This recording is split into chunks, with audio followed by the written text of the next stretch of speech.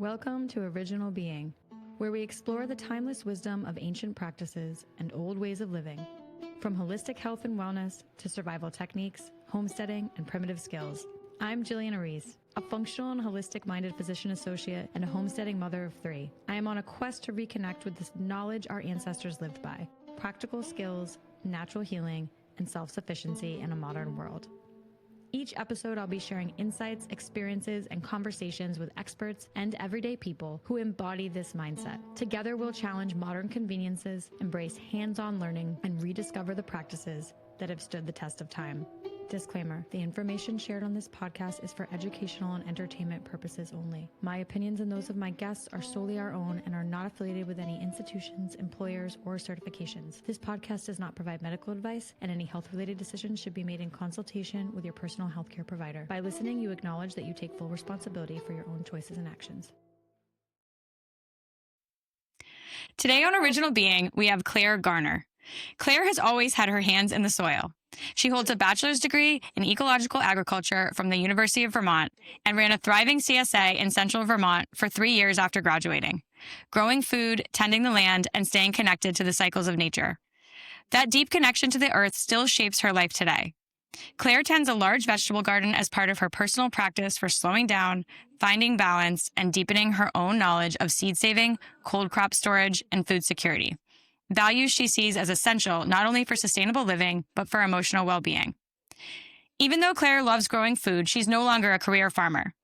Nowadays, Claire is an intuitive, emotional healing guide who helps people feel their emotions with clarity and compassion, so they can stop looping in pain and finally shift the patterns that keep them stuck. She's the creator of the Intuitive Emotional Healing Framework, a simple body-led process that teaches people how to recognize the emotional energy underneath their thoughts, decode what their feelings are trying to say, and release old emotional patterns that no longer serve them. Claire's work blends grounded psychology with a soul-centered approach, giving people both the tools and the mindset to navigate their inner world with clarity, compassion, and confidence. She also worked in oncology massage and functional medicine health coaching prior to this, and today she works with clients through private one-on-one sessions, multi-day online programs, and inside her membership community, the Conscious Heart Academy. Wow, Claire. Thanks for coming on. Yeah, thanks for having me, Jillian. That's quite an amazing bio. So for our listeners too, I was just telling Claire, I'm so excited to have someone on that sort of has these two branches of all the things that we like to talk about on this podcast. So like really this like amazing gardening background and agriculture, and then also go into the emotional healing. You know, they seem like they're unrelated, but they're not, are they? No, not at all. Especially getting your hands in the earth like you talk about, you know. So let's start out with your background. So where did you go, like after UVM? How did you start in the CSA and everything you were doing there? So I was super lucky. My parents live in central Vermont, and they had a 47-acre farm at the time with a barn and a tractor. And so I actually moved home with my best friend from college. Throughout our very last year of school, we would go to my parents' house, like, I don't know, once a month, clean out the barn. We put up a little 18 by 26 greenhouse and put up posters, got some CSA members. And the moment we graduated, we just hit the ground running on my parents' land. That's amazing. And yeah, we just did he was only with me for the first year. The second 2 years I did on my own with volunteers, but it was just a square. It was a little more than an acre of tilled land.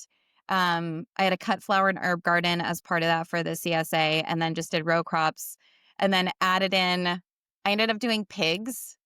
I decided to raise pigs as a part of that. So all 3 years I did 3 Tamworth pigs, always 2 girls and a boy. We had laying hens. We did broilers the first year, and then the second and third year I added in a home bakery also, and we added in the Randolph Farmers Market in Vermont. So that's a lot of work. It was a lot. For one person, it was a lot. Yeah, it was a great experience. But as you can imagine, I was exhausted after 3 years. So did you do a meat CSA too? I sold the pigs by the half.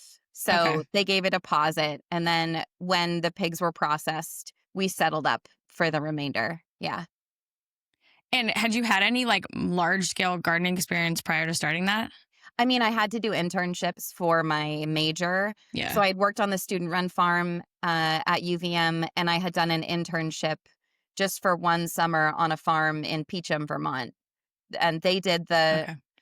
they did a farmer's market, and I feel like that's all we did, actually. We did 2 different farmers markets. So, yeah.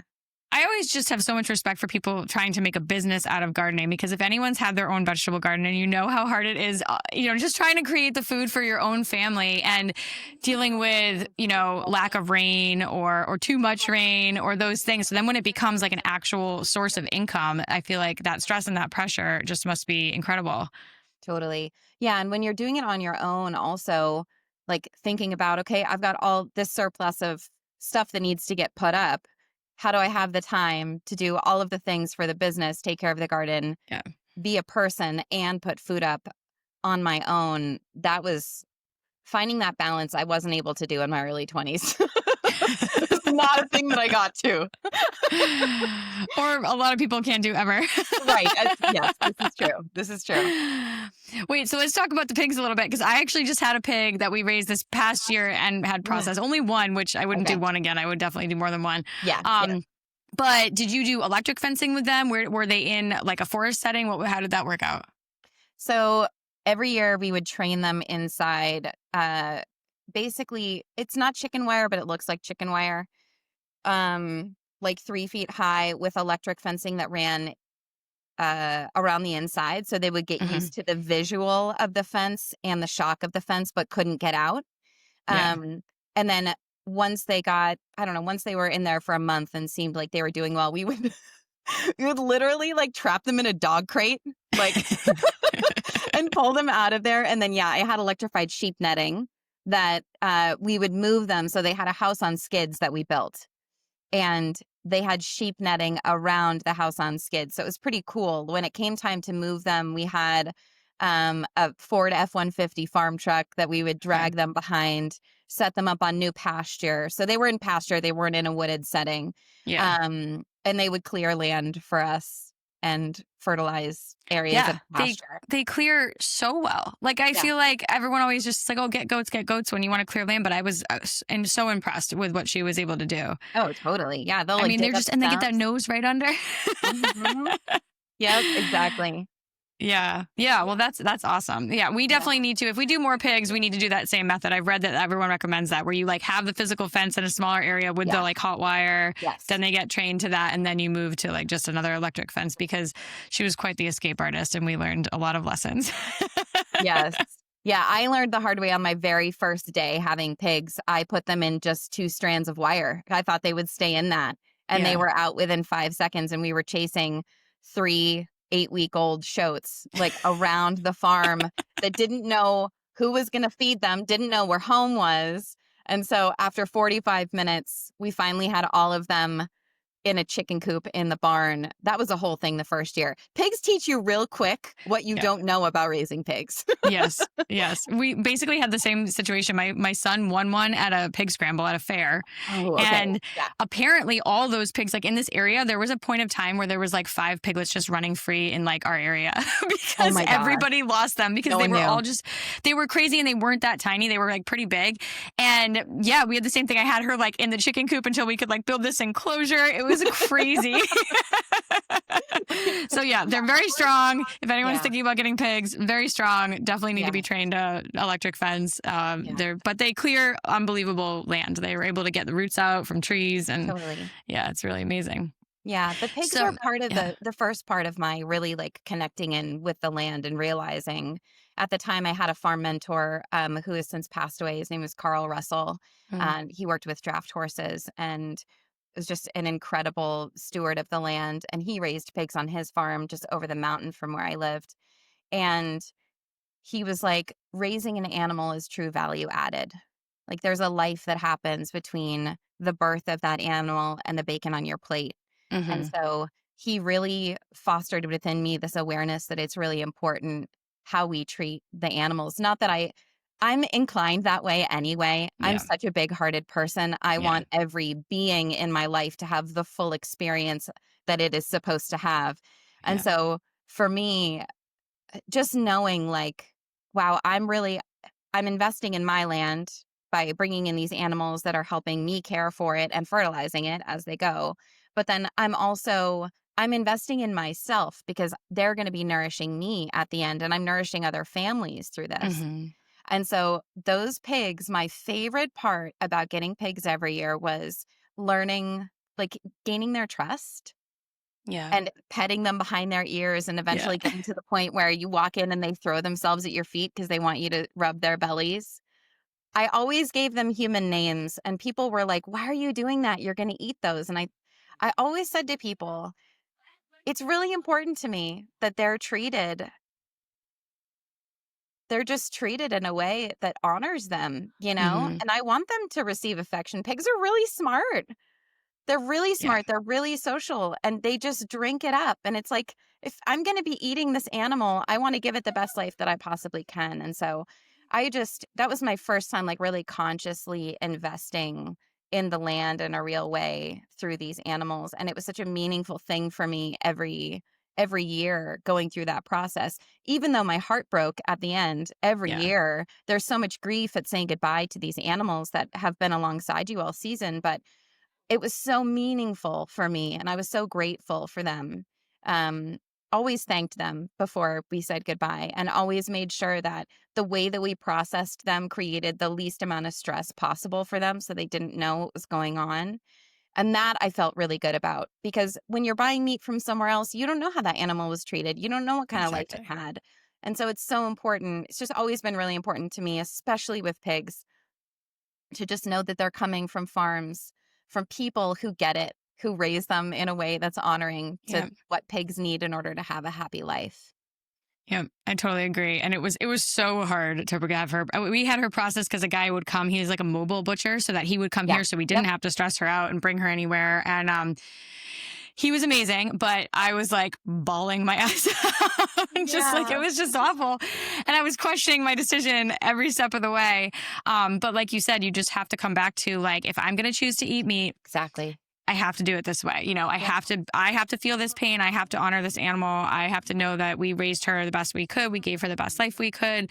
That she is an integral part of like our landscape and our little farm and everything here. And yeah, I think that's like the best way you can do things. Totally. Yeah. Yep. So let's talk about the plants a little more. Actually, let's go into your new garden, because you gave me a million garlic scapes and it was Yes. amazing. And now I just want to keep like being like, so what else are you growing over there? So let's talk about your new garden. So you're not doing the CSA. You moved away No. from that. That was a long time ago. And Yeah. now you have your own plot that you're just growing food for yourself, or what's happening there? Well, so this is my fourth year on this plot. I used to be 12 minutes from the garden, and now I'm like 34 minutes from the Mm.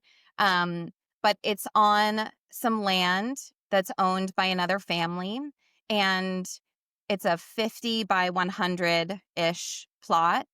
50 by 40 is fenced in with deer fencing, and it's right on a river, and it has a huge feeder pond with cattails in it. So I'm so lucky. Uh, they just want someone using that space. They don't have Yeah. anyone who's gardening locally here.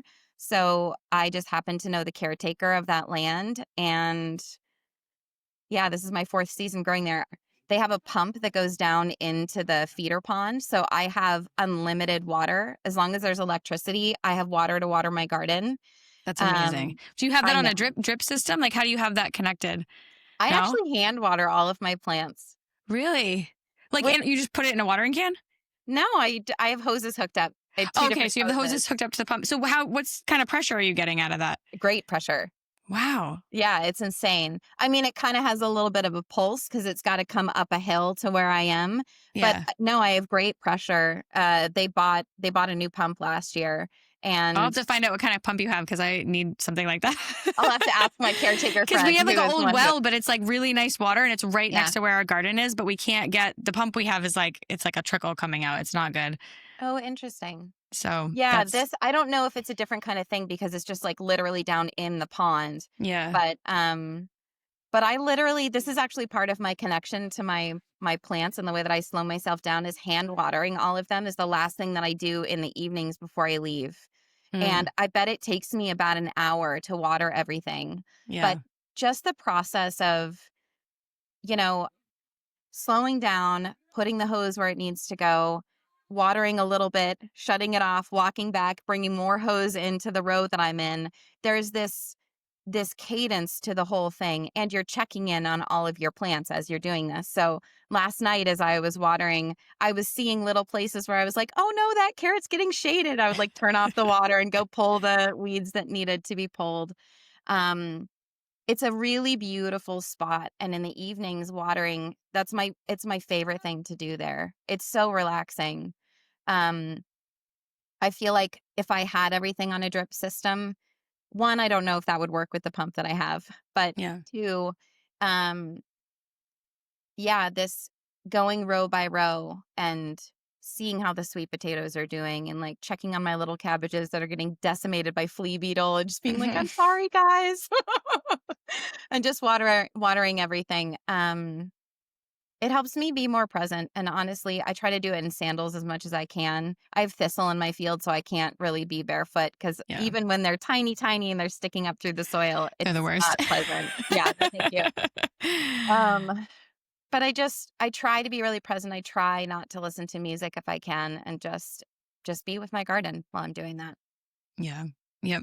I mean, my garden's probably nowhere near as big as yours because I'm just doing, our home stuff, but I do the same thing. And it takes a very long time to like go through and water every section. But yeah, you do have to take a pause and a break from everyday life and just be present with your garden. And it's a nice, like peaceful moment to do that and to, see how everybody's doing. Mm-hmm.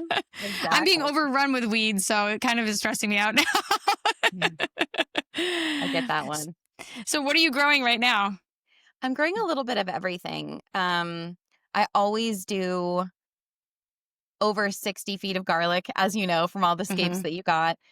So yeah, I have 65 feet of garlic this year. I have 2.5 65-foot rows of potatoes. Wow. I've got 2.5 35-foot rows of sweet potatoes, which is always fun too. I grow onions. I do a lot of brassicas, a lot of like the broccoli, kale. I do Brussels sprouts, which is hard because I do seriously have a flea beetle issue out there. And so it's difficult to get those guys up to full size quickly. Yeah. What else am I growing? I have a row of lavender because I've got a healthy vole population, and voles, I hear, do not like lavender, although I'm not seeing. Good to know. I'm not seeing a whole You're not lot seeing of it works. success with it. I don't know if they need to get bigger, but what else do I have? I'm doing celery this year for the first time. I've never done celery before. But I do carrots and beets. I'm doing dry beans also this year, which I haven't done since I had my CSA back in the day. I haven't done dry beans. So I got 5 different kinds. And those look great. They already have pods on them, which I'm really excited about. Yeah, it's awesome. So, and then I have a small flower patch. I've got some nettle that I'm getting established. And I do quite a lot of Tulsi every year. One, because I just love how Tulsi smells, but then I do dry a bunch of it. I have a nice herb dryer rack, and I do dry a bunch for tea for over the winter. So yeah, Tulsi's lovely. I only did a little one this year, but one year I had a ton, and it's amazing, and it smells so good. Yeah, it smells so good. And then I guess I do a small, I have like 13 hills of mixed squash and pumpkins also. So you're going to have a lot. Yeah, well, I do jack-o'-lanterns for my nephews who live nearby. And I mean, a lot of this stuff I just give away. I give a lot of food to people. I love, I have never been a financially abundant person. I've always had many streams of income and have what I need, but not exorbitant. But I always have a ton of food. And so it's really fun to just feel like so abundant when it comes to food. Just be able to be like, do you need like last night? A couple of people stopped by the garden and I was like, do you guys need head lettuce? I have lettuce that's about to go by. Would you take a couple of heads? You'd be doing me a favor. it's just really nice to be able to offer that to people, you know? Yeah, absolutely. Yeah. Food is wealth and abundance. Absolutely. Especially food you grew yourself that, is organic and you've put your heart and soul into it. So that's really awesome. Tell me a little bit about how you store, like, I think you had talked about cold crop storage because I've had a hard time storing potatoes. I didn't even grow that many regular potatoes this year, even though my family eats so many. So we really should have grown them because they always sprout on me and I just have had a hard time, or they get moldy or something. Like I've had a hard time finding a good way to store. So I'd be curious how you're doing that. Totally. So, um, I up until February I was in a relationship with someone who had a house uh with an amazing basement. I've since moved, so I've got to figure out my cold crop storage for this year. But in for the last 3 years, the situation that we had was the basement in that house would stay somewhere between 45 and 55 degrees. And there was like a little built-in kitchen area where you could close the door if you needed to. Mm. So we basically just had a dehumidifier down there. I stored the potatoes in just burlap in wooden crates that had kind of like the apple crates that have the slats on the bottom. So there's Mm-hmm. airflow that goes through them. And down there in low moisture, in the burlap and wood, they would stay perfect all winter and wouldn't start to sprout. I mean, they do start to sprout in the spring, but mostly because we were not staying on top of the humidifier Okay. when the moisture kicked back in. Um, but everything, I mean, I stored everything down there. My squash, I found that spaghetti squash will store the longest of all the squashes that I cured, at least the variety that I've been growing. And I would just literally have squash on shelves down there in that same room. Hmm. So, and my garlic I would store down there as well. I'm So wondering because we have a fieldstone basement. It's a very old house, and I just think there is a dehumidifier, but I think it's still too wet. I don't know. Like I didn't actually even try to store them down there because I was just like, this is too wet. So I was doing other areas that seemed cool and dry and seemed better. But I don't know. Maybe I'll have to try the basement. I know that at my sister's house, she has in a part of her basement, but it wouldn't need to be a basement. It can literally be a bedroom. If there's a closet that you can shut a door where things stay relatively cool and relatively dry, as long Hmm. as it's like dark, cool, and dry, they're going to do better than anywhere else that you've got. Yeah. So And then when you had them in that bin, was there anything around them? Like, people use, it's not really straw, but it's like a material that's kind of around the potatoes, or were they just all just in the thing I just made sure that they weren't packed in super tight, that there was room for them to get air? for air to circulate. And yeah, they were just in burlap and wood bins, and that was it. And they did Okay. great. They've always done great. All Yeah. right. I'll have to give it another shot. Yeah. I played around with different ways to store carrots. Like I did bins with like those Swedish cloths on the top, Hmm. those Swedish paper towels that people use or whatever. And I was told that you could get a bin, drill like holes in each side, and then just keep changing the Swedish cloth like every few days, every week, just to keep it so there was some moisture, but not a ton. And Hmm. that it worked for a little while. But what I found was they started getting these little, like my carrots started growing those little white roots all over each Yeah. other, and then eventually started to mold. I did the Hmm. same thing with parsnips. I've also stored them in sand, which is probably what I'll end up doing this year. But we were just really lucky. We had a second refrigerator downstairs. And so I would just load the refrigerator Yeah. drawers full of carrots and parsnips and beets and Hmm. cabbage and anything that we had that we wanted to keep cooler over the winter. And again, this year I'm going to have to get creative because I'm in a completely different living situation. So, Yeah. yeah.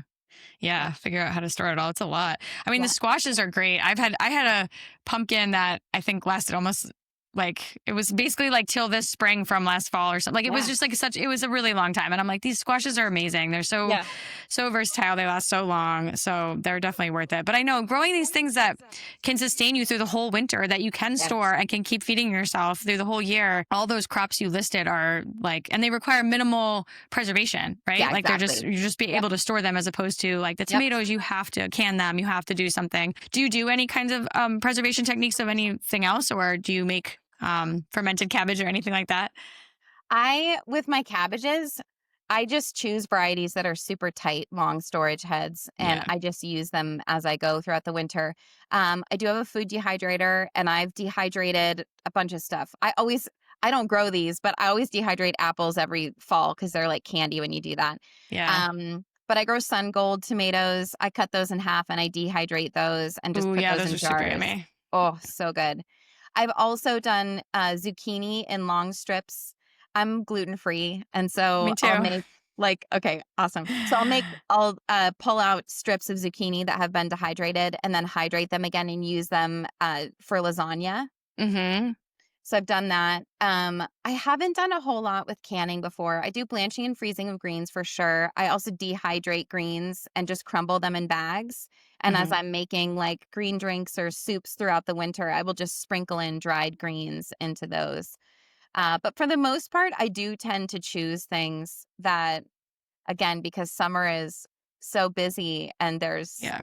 it takes so much just to take care of the garden. I do tend to choose things that need minimal processing, Right. um, and just focus on creating good storage conditions for them over the winter.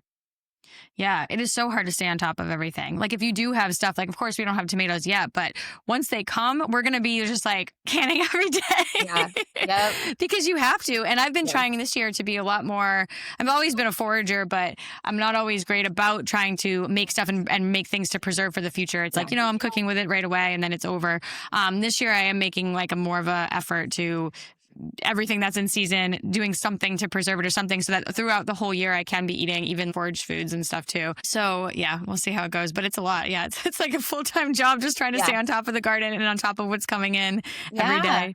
Well, and when you Yeah. have other work and then the garden is the thing you do in the evening, it's like the evening is when you would normally be putting the food up. But if you're in the Yeah. garden in the evening, that's sort of my dilemma at the moment. I am hoping my neighbor, I'm so lucky. My neighbor is about my age and she pan roasts her tomatoes and makes sauce out of them every year. And she does a ton of putting food up. And so I'm hoping that I can like slide in with her on a couple Sundays and do some food preservation with her. She's got the entire setup. And admittedly, that is something I do want to develop, but just haven't spent the time to do. So Yeah. it's helpful to do it in pairs and with other people who are doing it. It also just makes it more fun. Yeah, absolutely. I love that. Well, before we branch into other stuff, I wanted to ask you just about soil. Did you do anything to amend your soil or did you add more extra compost? What did you have to do there for that? I keep a compost pile wherever I am, and I do try to add as much compost as I can. I've been saving my eggshells separately and just crumbling them at the base of my tomatoes. I'm really lucky. The soil that I'm growing in right now, my outer field just gets basically covered in Canadian geese in the late fall and early spring. And so that field, I don't have to do anything to because when it gets tilled in the spring, everything is huge. There's so much manure on that field. So inside the fence, I have all of these beds that I have hand formed. So I till all of my 35-foot beds by hand. I think there's 14 of them. Oh So my gosh, that's a lot I of know, work. right? It's a good workout. I love it. With an electric tiller? Nope, just with a shovel and With a shovel? with a shovel and a rake. Yep. That's even more work. Even with the like powered one, that's really hard. Yeah.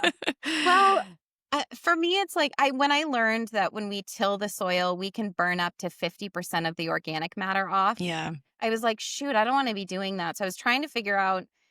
I don't feel comfortable with completely no till. So I was trying to think of low till situations. And when you till with a shovel and a rake, you break things into bigger clumps. So you're aerating the soil a little bit, but you're not breaking everything up into tiny, tiny particles. And Yeah. that helps maintain the nutrition in the soil. So depending on what I'm planting in each row, like my rows of carrots and my rows of beets, like anything that I'm direct seeding right into, I do try to add compost on top before I start shoveling and turning everything.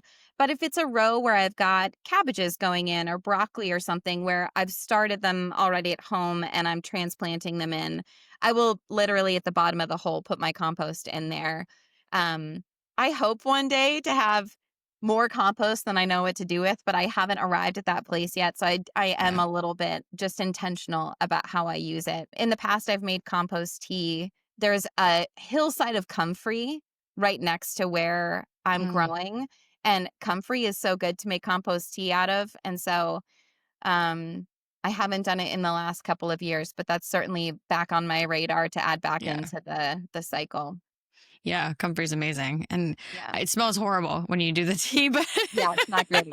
Not great. but it's really good for the plants. Yeah. I should do more of that too. We have that as Yeah. well. And then I do have a worm composter, but I mean, it's such a tiny amount, like what you actually get. Because I have the indoor one, and then we kind of do like a rough one with like the chicken, shavings and everything. But yeah, to get enough compost to do your whole garden with is it's a lot. We've never had enough to do it 100% ourselves either. Yeah. All right. Well, let's branch into your business. First of all, I want to know like how this even came about. Like, how did you like change gears so much? Briefly, I'll try to summarize this really briefly. So I did the farm for 3 years, and I was just slowly going into debt. And I was like, I love growing food too much to have this become a thing that is stressful. So I was like, Yeah. let me take a step back. I nannied for over that winter. And while I was nannying, I decided, you know what? Let me take an even bigger break. I'll sign up for the Peace Corps, which is 2 years. Mm-hmm. So that fall is the fall of 2012. I left for Tanzania, and I was an environmental volunteer in Tanzania. But I was the volunteer that all of the scary stuff happened to. I got in a bus accident. I got my backpack stolen. I know I got nearly attacked by a group of 3 dogs. I just had like all this stuff. I had a rat that was living in my rafters that as I was sleeping was trying to pull my raincoat up, trying to chew through my mosquito net. Like he was waking me up every half hour. I felt like a crazy person. Anyway, so It's horrible. that after 5 months of being in Tanzania, I was honestly pretty traumatized. I was having a really hard time sleeping when I came back. I had a lot of body anxiety. I had a really hard time just feeling safe in my body when I got back. And so that summer, the summer of 2013, as you can imagine, you feel like a failure if you're like, yeah, I'm leaving this small town in Vermont and I'm going to be Peace Corps volunteer. And then after 5 months, you're like, yeah, that didn't work for me. I came home early. In small town Vermont, it's like, I don't want to tell that story 500 times. Yeah. I had too much shame. I was just like, I need some space. So I took a job on Martha's Vineyard for the summer. And that summer, because I didn't really have any friends on the island and I was just working, when I would come home from work, I just started diving in to like Wayne Dyer and Louise Hay and different personal development, spiritual books and teachers. And Louise Hay has this book that's called Mirror Work. It's a mirror work book. And there was an exercise in there that really changed things for me and sort of got me, at least on the beginning of healing after that experience. And the exercise is that you're supposed to sit in front of the mirror and you look in your own eyes and you say your name. And then you say, I forgive you for. So I read that on the page and I was like, great, I can do that. So I sit down in front of the mirror and I look in my own eyes and I say, Claire, I forgive you for. And I burst into tears. And it was like I'm not even joking, for the next 2 hours off and on, I was saying things that I didn't even know I was holding on to. It all this stuff that was just bubbling up that I had never spoken about. And it really showed me how much I was carrying. Yeah. And really helped me to start to heal some of that body anxiety. But as with a lot of us, I think I sort of clicked in and out of that work over the next really 7 years, like between 2013 and 2020. Definitely always been self-reflective, definitely always been a communicator. I've always been able to read people when I walk in a room. Like I know people's mannerisms within a matter of moments. And I can tell you how people are feeling and what people are like, who's hiding, who's not being authentic. I don't know. I just feel people. That's always been the way I am. Yeah. But in 2020, all of this really shifted for me. I had been working as a massage therapist and then as a functional medicine health coach over those years after I got back from Africa. And I arrived at a place where my body was starting to hurt, was having a hard time. During 2020, no one wanted to come in for a massage. That was like a really rough time. And at that time, I had been living with my sister. And during 2020, I don't know, do you have siblings, Jillian? I have a brother. Yeah. Okay. So as you can imagine, I have 3 siblings. And so with siblings, there are periods, especially in adulthood, where you come together you start getting closer to sibling, and then you grow apart a little bit. And there's this natural ebb and flow as everyone is growing and developing. And I think it's like a natural part of being in a family. There are moments where you're closer to certain people, and then you're further away and you're closer to other Mhm. people. And anyway, that's been my experience. So during 2020, the sister that I was living with, we were in one of the cycles where we were starting to go like this. And we got to a place where it didn't make sense for us to live together anymore. And so I found myself, I went from living with my sister and a 1-year-old and a 4-year-old, my nephews, who I am so close with to Yeah. this day.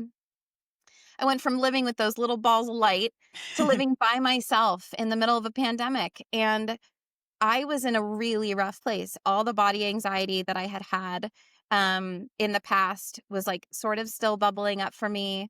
I was feeling really lonely. I'm a person who historically has eaten my feelings when I've had a hard time. So I started gaining all this weight over that winter. And I kind of had a series of moments where I was like, all right, Claire, are you going to bake another batch of sugar cookies, frost them, and eat them all yourself while you're watching Netflix? Like, is this what we're doing? Or are you going to start like implementing all the beautiful things that you've learned from Louise Hay? Are you going to start showing up for yourself? And so, literally, the thing that changed it for me that winter was anytime I felt like I needed to cry, like anytime I was having a hard time, I would put down what I was doing and I would go. I was house sitting over that winter while I found a place to live. They had a mirror in their front hallway. I would stop what I was doing. It didn't matter if I was cooking, whatever. I would turn things off. I would go over to the mirror. I would look in my own eyes and I would witness whatever was happening with me. And what happened was I started to recognize my own humanity. I started to recognize, wow, this person that's looking back at me that I have always criticized for how she looks, that I've Mhm. always only connected with her in the mirror to like correct something. Like she has feelings. She's really hurting right now and she doesn't have anybody that she feels like she can call and talk about this in depth with. And so I started to just really have compassion for myself in a new way through that visual. Like we take in so much information with our eyes and with our ears, but Yeah. we're silent in our heads all the time and we don't make eye contact with ourselves. So we just miss all of this information.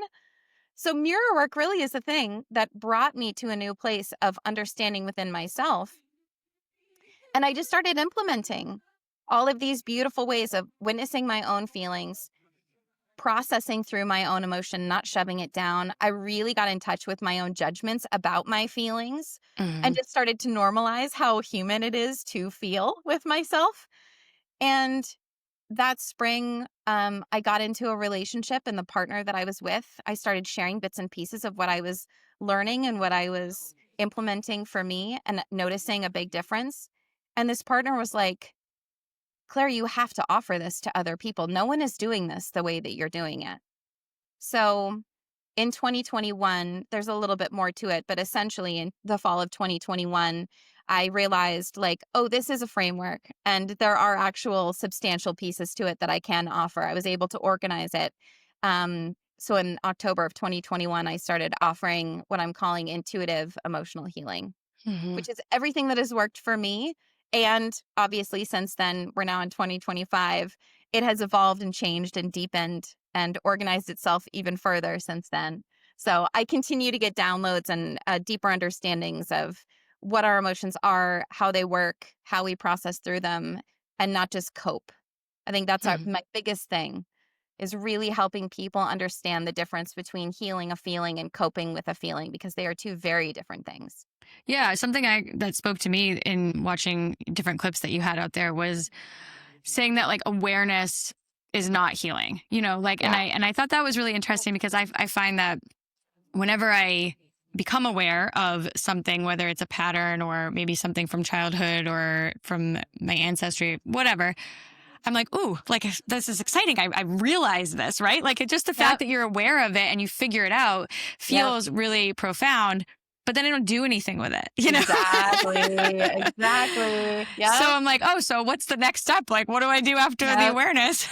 Exactly. Awareness is opening the door. I talk about awareness as like opening the door to a dark room and shining a light in there and starting to see what needs to be cleared out. Like that's what awareness is, but you're right. So much of the time we're like, "Oh, I'm aware of it now. I don't need to like it's done. We're good. Check that box." Yeah. But that's the very beginning. It's the very, very beginning. Yeah. So then what happens? Well, so if I was to break this up, once we become aware of something like a pattern that we really don't like, the first thing we want to do is check our judgment. You're not going to look at anything that you're feeling judgment from yourself around. So, a huge part of the work that I do is helping people zoom out and put themselves into a greater perspective where they're not wrong, they're not bad, they're not behind. They're a human having a human experience. And everything that is happening to them in their life is an opportunity to bring in more ease, more love, more self knowledge, and greater alignment. So, therefore, like everything is happening for us. We don't like this because when you're like, no, the terrible thing that happened shouldn't have happened. And it's like, no, the terrible thing that happened has an opportunity in it. It is terrible, whatever it is. If you don't want it to happen in your life, it is. We have difficult things that happen, but the truth is, underneath every single situation, there is a moment for you to honor yourself more deeply, to set a boundary, to carry more love for yourself, to know yourself at a deeper level so that from now on, you'll make different choices that are more in alignment with you, you know? So for me, if we don't work on our brains and our perspective and the way that we're looking at the world and ourselves within it, but we're trying to do emotional work, if you stay in that old limiting perspective and you're trying to feel your feelings, you're going to swirl all over the place. So the first thing we have to do is zoom out and go, every single human causes dissonance for other people and themselves. Everybody does that. Everybody has strengths and beautiful gifts that they offer humanity, but then everybody has patterns and ways of being in the world that create friction for themselves, Mhm. that like cause themselves pain, that limit themselves. And so your ways of doing that might look different than me, but we both do it. So I like to just let people know your coping mechanisms. We can put people pleasing in here. We can put numbing out with running, food, Netflix, whatever. Other coping mechanisms, you can think of anything related to anger, puffing up, getting violent, blaming, gaslighting people. All of these things, including caretaking, they're all coping mechanisms. Some of them, if we're coping with exercise, that looks a lot better than coping with violence. Because exercise, these people have usually beautiful looking bodies and it doesn't look like it's hurting anybody. But if someone's coping with exercise, they're covering their pain by exercising. Mhm. Okay. So it's coming from the same place. Someone who's being violent, who's harming other people, is also coping with their pain, but they're harming other people. It's the same root, is what I'm Yeah. getting at. Do we want to be violent and hurt other people? No, of course not. We don't want to be causing pain out in the world. But when you can look underneath all of the behaviors that are dysfunctional and go, it's all stemming from pain we haven't felt, it normalizes all of it. It's like, okay, so just learn to look underneath your behavior and you can melt whatever it is you're doing. The behavior doesn't need to be permanent. Okay. So when all of it's coming from pain, none of it needs to be demonized and we can work with all of it. If you're judging it and you're demonizing it, it's going to be really hard to work with it within yourself. So you're saying people just aren't feeling there's an underlying feeling to everything, right? Like anger oftentimes is either like anxiety or sadness or something else. Like there's something else under there. And the person isn't allowing themselves to actually feel that real feeling and acknowledge it and work through it. And then Exactly. the other surface emotion is what's coming up. Exactly. Okay. Yeah, I group emotions into two different categories. One is resistance to tender emotions. So anger is definitely in there. Mm-hmm. Control. Yeah. Control is in there. Fear, blame, judgment, all of those things are just resistance to tender emotions. So in that category is emotions, but also behaviors and emotional experiences that we have. So there are a bunch of different things we do to resist tender emotion. These are things we want to watch out for because underneath every single piece of resistance that we have, there's always tender feeling. Every time you're mad, your heart is broken. We don't get Mm-hmm. mad about stuff we don't care about. So when you're mad, when you're anxious, when you're fearful, when you're blaming, when you're controlling, there is some piece of you that's feeling really tender because you want more for the people involved. You want more for yourself. Someone's getting treated in a way that they don't deserve to be treated. There's something that needs to change here. And so instead of going to the tender feeling and feeling how broken our hearts feel that we're watching other people suffering, we resist it because it makes us feel powerful. It's more culturally acceptable to be proactive and just start doing things to fix the problem, or find who's to blame so that we can stop it. But the truth is, if we're always staying with the resistance, if we're always going to solving the problem and we're never looking at where our hearts are hurting, that energy that's generated by seeing something that's hard for you, it stays in your system and it gets repressed. It stays with you. And over time, it builds up and it makes us a little bit numb. It makes us negative. It makes us lose our sense of humor, causes us to be resentful. When we don't know how to feel those tender emotions through, they build up over time and they affect us in a negative way in our relationships and our sense of fulfillment, in our ability to know ourselves. There's so much information that comes in, from a self-knowledge perspective when you feel your feelings through. You get very in touch with yourself. So we really want to be able to discern between resistance and tender feeling and learn to process tender feeling, because also then you're not resisting anymore. If you're an angry person and you Yeah. learn to feel the tender thing underneath, your anger's going to go away. You don't need to have that in your life anymore. So it's about melting the root of what's causing the behavior that you don't like in the first place. And that I call that tender feeling. So what if someone, like they have that anger comes up so quickly? How do you deal with that if someone's like, I don't know, like maybe they can acknowledge, like we were talking about awareness. Like you could say, okay, I'm aware that I'm starting to feel angry because of this, but then that anger just like comes first. Is it really just all about mindfulness and the pause? Like, how do you deal with someone who's feeling like that's just coming before I even have a chance to do anything about it? That's real. That's real. So the very first thing is, this isn't an overnight. It's not a quick fix. So it's about you having a new relationship with yourself. So if you're like, wow, I really am angry and I don't want to be that way anymore, then the next time you get angry, you may get through the entire situation completely unconscious. You may not catch yourself until after the fact. And after the fact, that's when you go, oh, shoot. All right, right now in this moment where I just did the thing that I feel ashamed of, that I don't want to do anymore, I have two choices. I can beat on myself about it, continue to stew in it and keep it alive, or I can go, human, where are you hurting? What's going on with you that you just got angry? Where's the tender feeling under there? And then eventually we learn how to competently feel. I literally teach people how to cry again, like competently. Yeah. It's a part of my work. Part of me is a crying coach. So when we learn after the fact to then feel the tender thing, what happens is you dissolve a little bit of the thing that just made you get angry. And now you know, okay, underneath in this particular situation, underneath that was this grief of some variety. So the next time you find yourself in that situation, because you dealt with it a little differently after the fact, you might the next time catch yourself at the very tail end and do 30 seconds less of the behavior that you were doing. And then the next time after that, it's 2 minutes less. And then you catch yourself in the middle and then you catch yourself at the beginning. Do you get what I'm saying? So it's like over time, we start to get closer and closer to actually changing the behavior entirely. But it's a gradual process of building the awareness and catching ourselves.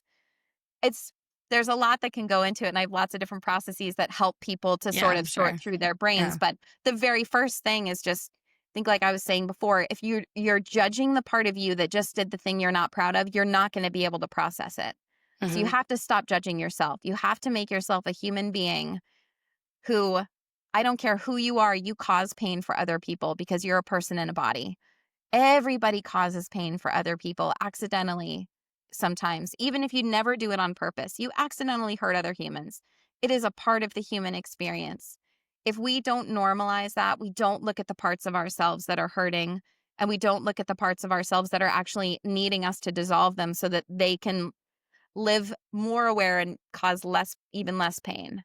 So yeah, I think a lot of people realize they do this, and like you said, they just don't work to fix the issue, or fix the problem. How could we start teaching kids this from a young age? I have 3 kids, and I'm thinking about, all of them at some point have been super angry about something, or they're fighting with their siblings or whatever. My middle one, I think, sometimes gets so angry. He flips out, gets so frustrated. And then he's sad, then he's crying because he's so frustrated.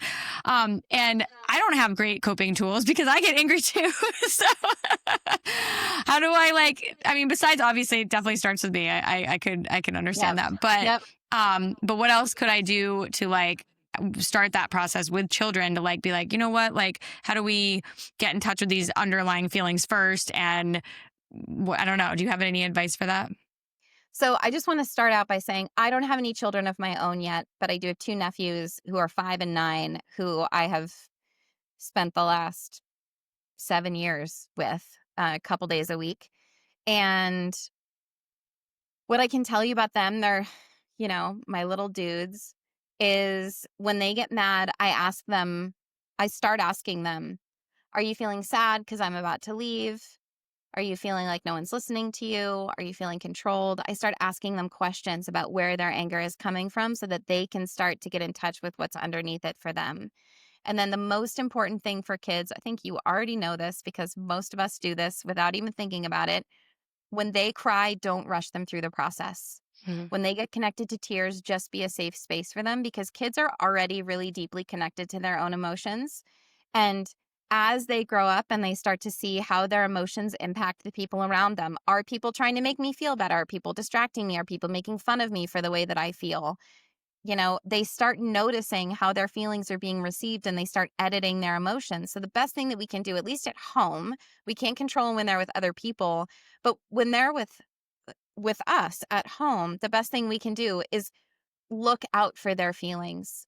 When you notice they're having a feeling, don't rush them through whatever it is that's happening. The activity should always be secondary to whatever they're feeling.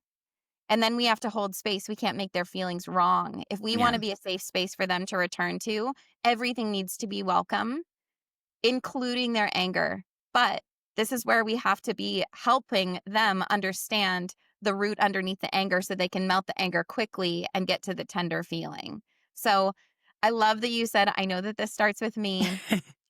We really do need to know how to do this ourselves because otherwise, when you get in a heated moment with your kid, you're gonna be floundering because you're gonna be looking for the exits in the same way that they are.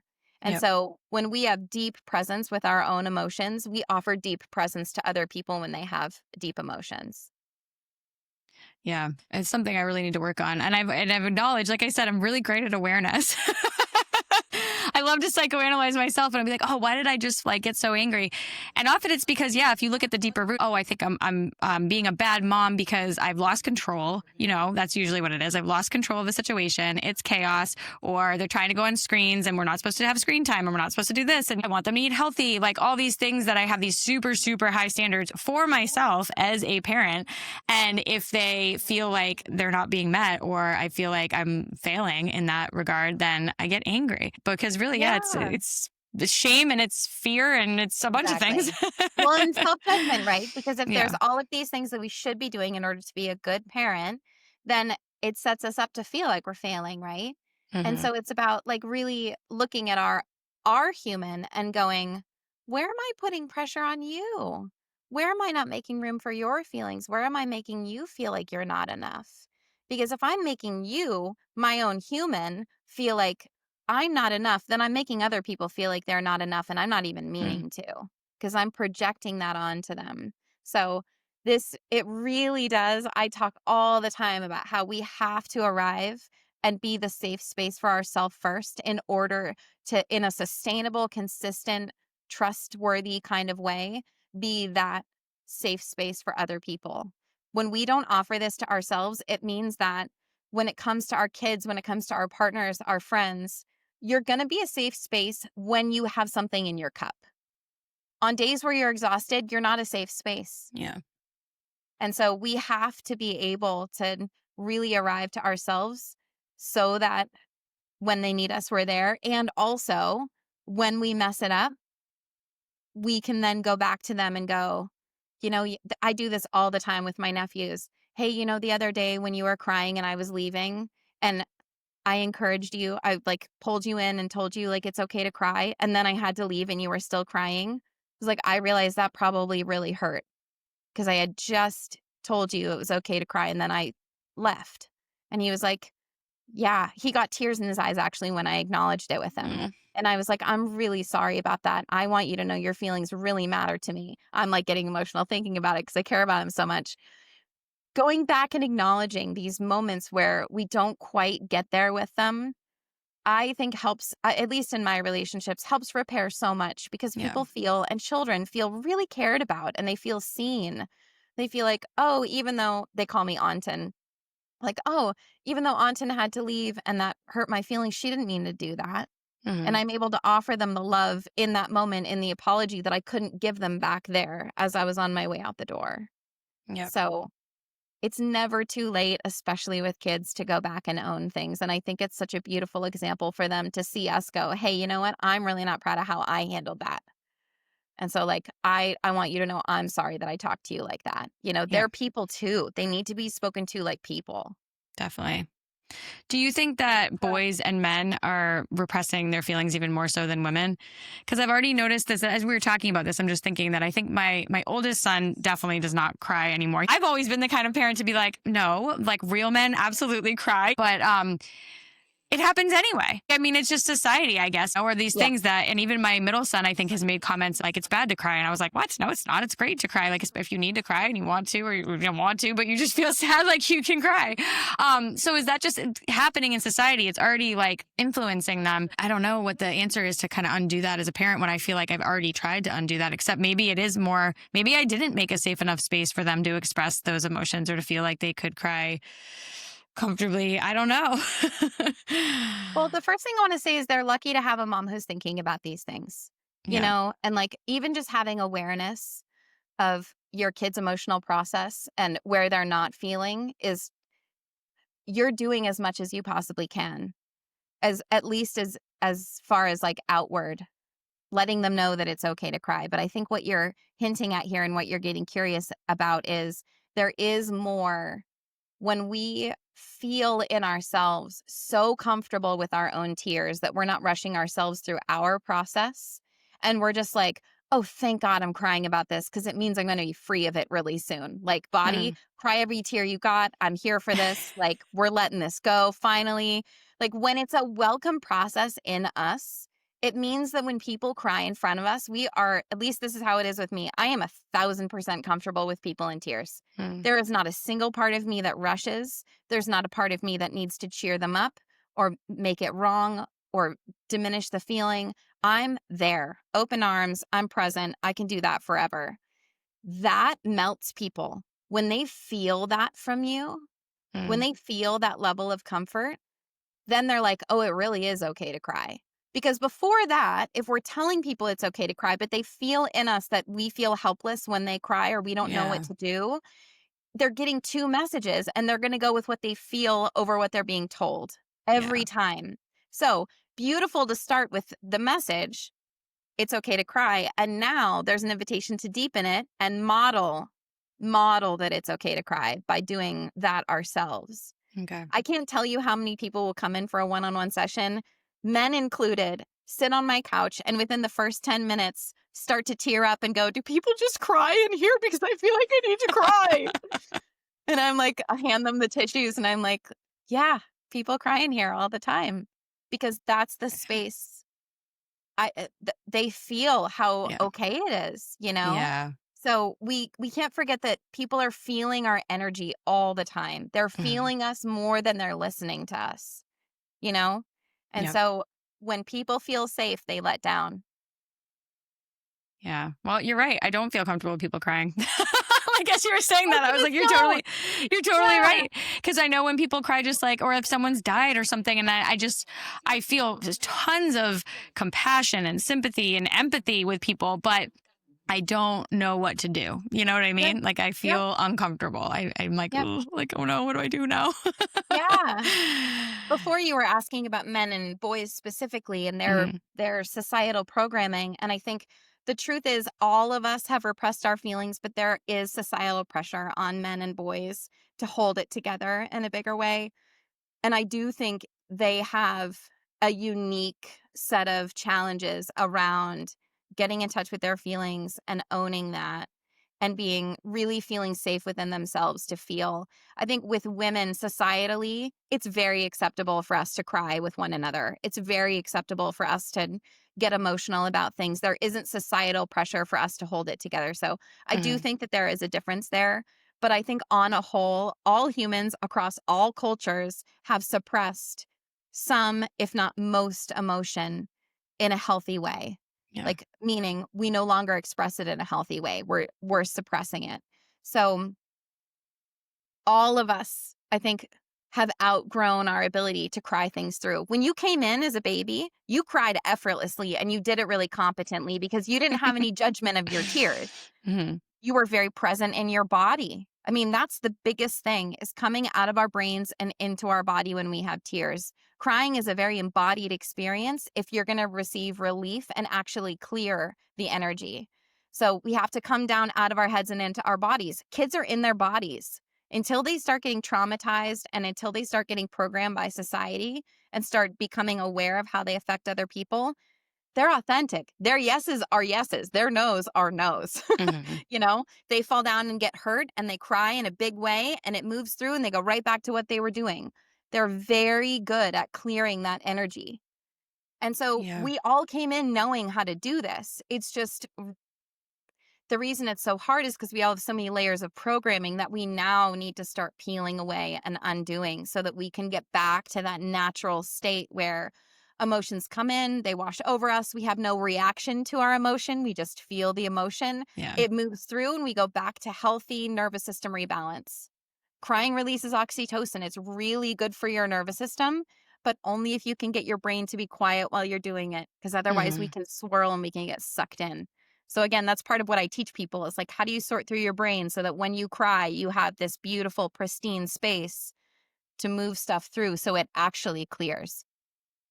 So, do you think healing never ends, right?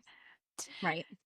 But especially with your work, I guess, because I've done an interview about meditation and different stuff. So it's a practice. Would you say what you teach is also a practice that has to be continuously done?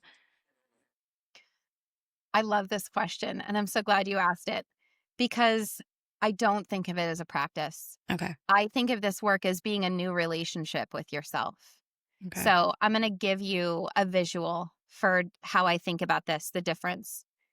So let's put two exact copies of Jillian on the couch. We've got brain Jillian, okay?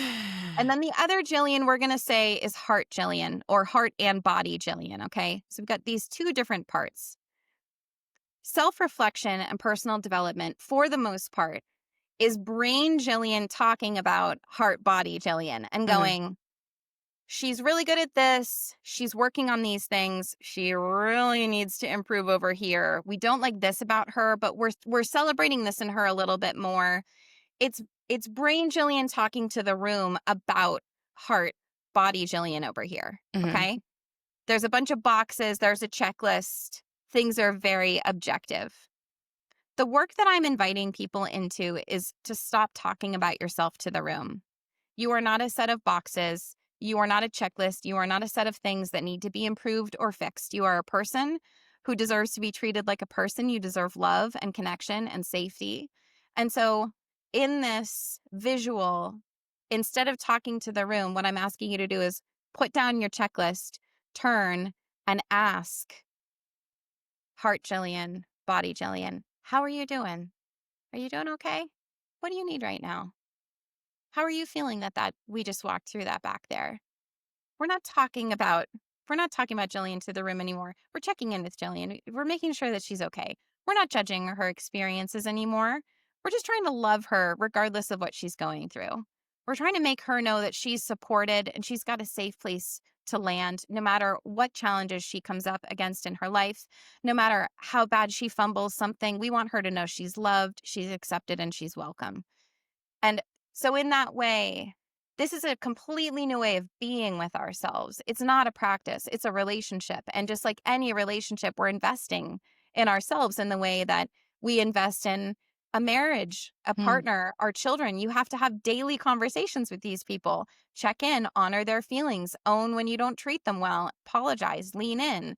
These are all parts of being in relationship. And so it's really important that we're doing this with ourselves. So Yeah. in this way, it's just, we almost could take the word healing out of this because it's just, how can I have a more meaningful relationship with myself?